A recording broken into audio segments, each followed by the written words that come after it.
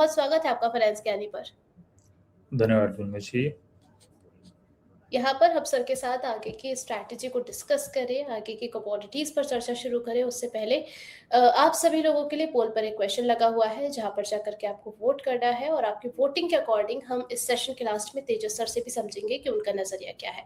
सवाल देख लीजिए। सवाल है कि नेक्स्ट कमोडिटी रैली किस में आएगी, गोल्ड, सिल्वर, क्रूड या फिर बेस मेटल्स।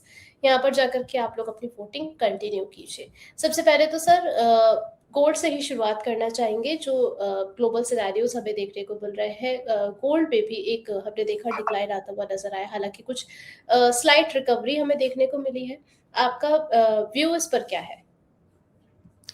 सबसे पहले देखेंगे कि उर्वशी जी काफी लटलास्टर रहा पूरा का पूरा वीक लास्ट वीक में, लेकिन जैसे ये वीक की शुरुआत हुई है ये काफी चीजों से भरा पड़ा है, जहाँ पे काफी सारे जैसे स्टेटमेंट आ जाते हैं तुरंत मार्केट जो है उसका इफेक्ट ले रहा है।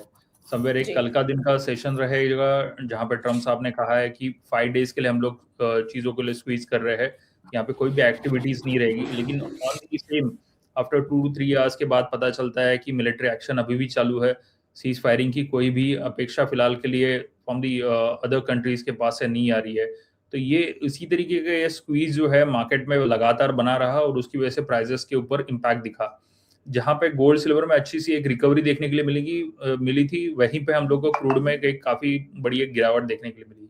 उसके साथ में जो वॉल्यूम जो अभी फिलहाल के लिए डिस्कवर हुए in this particular rally, in this momentum past 2 days से, वो काफी एग्रेसिव है। तो समवेयर यहाँ पे वॉलेटाइल सेशन आगे भी जाते हुए देखने के लिए मिलेगा और ये जियोपॉलिटिकल टेंशन इसी तरह से पैन आउट होते रहा तो हम लोग को वॉलेटाइल सेशन के साथ में काफी सारी एक नई मोमेंटम हम लोग को मार्केट में देखने के लिए मिलेगी। जैसे कि लास्ट हमारे जो मीट हुई थी, जो इवेंट अपना बात हुआ था उस बारे में, समवेयर एक जो फेड के पास से एक पॉजिटिव एक्शन देखने के लिए मिलने वाला था वो भी वापस नहीं मिलते हुए दिखेगा। यहाँ पे कोई भी रेट कट के बारे में बात नहीं हो रही, समवेयर रेट हाइक के बारे में बात हो सकती है, क्योंकि यहाँ पे अगेन जिस हिसाब से इकोनॉमी वहाँ पे रन हो रही है यूएस में, वो काफी एक नेगेटिव साइन क्रिएट कर रही है वहाँ के मार्केट्स के लिए। और सेम टाइमिंग पे जहाँ पे हम लोग के लिए जो इन्वेस्ट कोरिलेशन रहता है gold silver and the dollar के बीच में, वो यहाँ पे मिसमैच होते हुए दिख रहा है।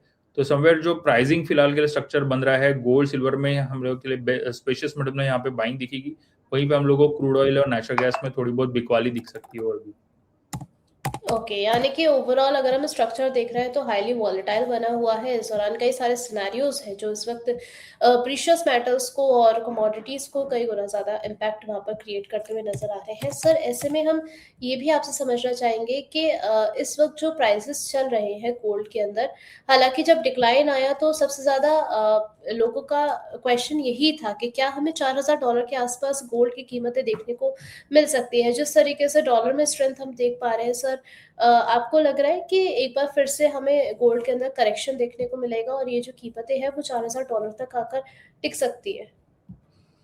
ये यहाँ पे उर्षा जी हम लोग देखेंगे कि जब भी यूएस प्रेसिडेंट के पास से कोई भी एक स्पीच बयान जारी होता है उसका सीधे तरीके से इफेक्ट हम लोग को प्राइसेस के ऊपर दिख रहा है। फिलहाल के लिए हम लोग देखेंगे कि जिस हिसाब से majorly geopolitical tension panning out हो रहे हैं, वो काफी एक प्रेशर बनाते चल रहे हैं। और यहाँ पे जो भी हम लोग स्पेशस मेटल की बात करेंगे तो एक थोड़ा बहुत एक हम लोग के लिए एक प्रॉफिट बुकिंग आई जरूर थी, लेकिन वहां पे अभी वापस एक बार के लिए बाउंस बैक मिलेगा जो एक वापस एक अपॉर्चुनिटी बन के आएगी ट्रेडर्स के लिए, जहां पे वो शॉर्ट की अपनी एक रणनीति के बारे में सोच सकते हैं। चलिए, तो शॉर्ट करने के बारे में आप यहाँ पर सोच सकते हैं। सर करंट लेवल पर अगर हम समझना चाहें, कोई ट्रेडिंग कॉल आपकी तरफ से बन रहा है गोल्ड के अंदर? ये करंट आज का सेशन और आने वाले 1-2 दिन के लिए हम लोग देखेंगे तो यहाँ पे गोल्ड में बाइंग रहेगी करीबन 1,39,000 के आसपास मिलता है तो बाइंग करनी चाहिए। 1,37,300 का यहाँ पे स्टॉप लॉस मेंटेन करना रहेगा। टारगेट करीबन बनेगा 1,44,000 से लेके 1,45,000 के। चलिए, तो गोल्ड के अंदर ट्रेडिंग स्ट्रैटेजी आपको सुझाई गई है जिसमें बाय करने की सलाह दी गई है 1,39,000 के लेवल्स पर। स्टॉप लॉस आपको मेंटेन करके चलना है। 1,37,300 का टारगेट रहेगा 1,45,000 का। तो ये स्ट्रैटेजी है जो कि गोल्ड के अंदर बनती हुई हाल-फिलहाल नज़र आ रही है। गोल्ड से ज़्यादा इस वक़्त जिस जिस कमोडिटी में डिक्लाइन आया था वो है सिल्वर। अब ऐसे में सर सिल्वर के प्राइसेज़ को आप किस तरीके से देख रहे हैं? इंडस्ट्रियल डिमांड को आप किस तरह देख रहे हैं? और आने वाले वक़्त में क्या सिल्वर जो है इसी रेंज में रहने वाला है या फिर दोबारा से हम स्पाइक अप आते हुए देखेंगे? जब भी ये मोमेंटम जारी थी उसी समय पे हम लोग देखेंगे कि इंफ्रास्ट्रक्चर जिस हिसाब से पैनिंग आउट हुआ है वो काफ़ी इम्पैक्ट हुआ है हर एक इंडस्ट्री को। तो जैसे हम लोग बात करते हैं सिल्वर के बारे में तो इट्स इंडस्ट्रियल उसमें अच्छा सा एक इनपुट है। तो यहाँ पे इंडस्ट्री जब भी इम्पैक्ट हो रही है और एनर्जी इंफ्रास्ट्रक्चर भी यहाँ पे इम्पैक्टफुल हो रहा है, तो हावी हम लोग देखेंगे होते हुए कौन सा एक कमोडिटी है which is the silver with the base metals के कॉम्बिनेशन के साथ में ये चलती हुई दिखती है हमेशा। तो यहाँ पे यूरोपियन नेशंस के पास से भी कोई एक सपोर्टिव कहीं पे बयान नहीं आते हुए दिख रहा है और वहीं पे हम लोग को चाइना के पास से जो सपोर्टिव दिख रहा है वो ईरानियन नेशंस के लिए दिख रहा है। तो ये काफ़ी इम्पैक्टफुल रहेगा जब भी यहाँ पे एक्सपोर्ट इम्पोर्ट होता है क्रूड ऑयल के बारे में।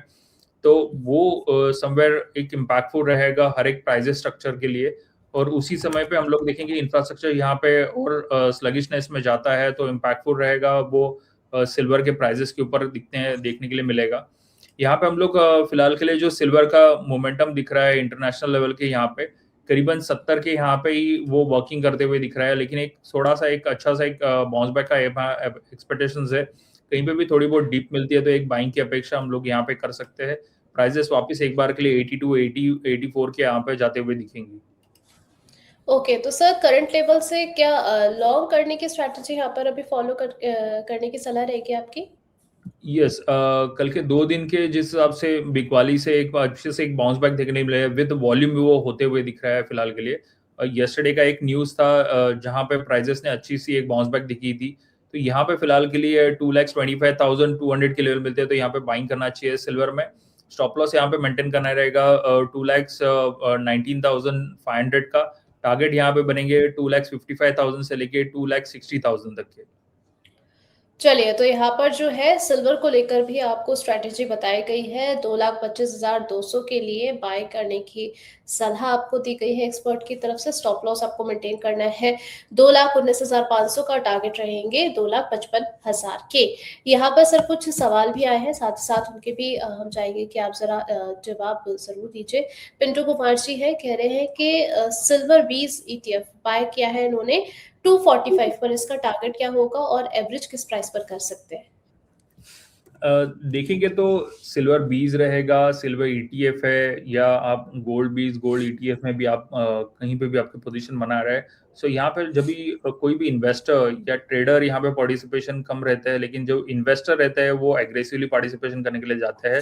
लेकिन समवेयर मार्केट जब भी इसी तरह का वॉलेटिलिटी देखने के लिए मिलता है तो यहाँ पे थोड़ा सा पॉज लेके काम कीजिए। यहाँ पे आपको एक मुनाफा वसूली जो दिख रही है वो एक अपॉर्चुनिटी है ट्रेडर्स के लिए, इन्वेस्टर्स के लिए कि लोअर लेवल पे मिलती है तो आपकी पार्टिसिपेशन आप यहाँ पे कर सकते हो। आने वाले समय में ये ओवरऑल ट्रेंड जो है वो बुलिश ही है। फिलहाल ये न्यूज़ बेसिस के ऊपर प्राइसेस में एक वॉलेटिलिटी देखने को मिल रही है और आने वाले समय में जैसे काफ़ी बार हम लोग चैनल के ऊपर बता चुके हैं 2,20,000 and 1,80,000 it is the best level for the gold and silver both the way. हम लोग इसको देखेंगे तो एक लोअर लेवल पे एक अच्छी अपॉर्चुनिटी मिलेगी। तो स्टिल यहाँ पे अभी भी सेलिंग प्रेशर देखने के लिए मिल रहा है। ओवरऑल ट्रेंड पॉजिटिव रहेगा। 2026 एंड या 2027 में हम लोग को वापस एक नया उछाल देखने के लिए मिलेगा प्राइजेस में।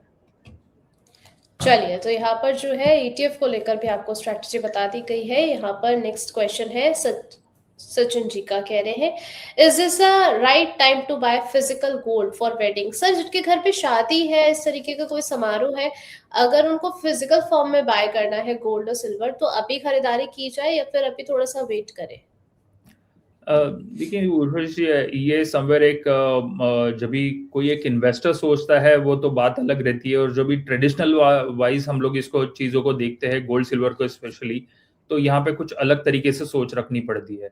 तो समवेयर एक ट्रेडिशनल बाइंग करेंगे तो हर एक डीप जो है ये इन्वेस्टर के लिए बाइंग जोन ही है, लेकिन ट्रेडर के हिसाब से देखेंगे तो उसको राइट अपॉर्चुनिटी मिल चाहिए पार्टिसिपेशन करने की। जो लेवल अभी फिलहाल के लिए मेंशन किए हुए है वो लेवल फिजिकल में भी आएंगे तो एक अच्छी बाइंग एक लेवल मिलेगी पार्टिसिपेशन करने के लिए।